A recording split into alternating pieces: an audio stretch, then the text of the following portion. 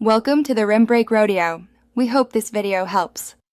In this video, I will show how to connect keyboard and mouse to Xbox Marvel Rivals. Plug the USB adapter into the console or pair via Bluetooth from settings, then power on your keyboard and mouse and follow on-screen pairing prompts. Open Marvel Rivals after devices appear in accessories to map keys, adjust sensitivity, and test inputs in a private match. Troubleshoot by restarting the console or reconnecting the dongle if devices fail to respond.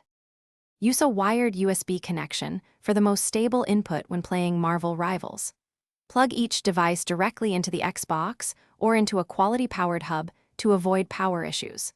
Let the console detect devices and then open the game's control menu to bind actions and tweak sensitivity.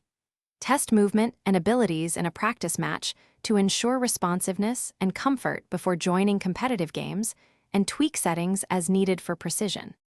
If you are finding this helpful, please subscribe and like the video to support more guides. Quick recommendation. A book called The Simple Path to Wealth changed how many people think about money, and it pairs nicely with gaming savings tips. Think better budgeting for new controllers.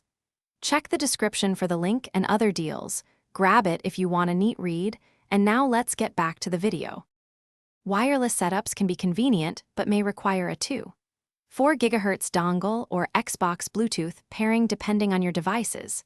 Keep the dongle near the console and minimize obstructions to reduce lag and dropouts.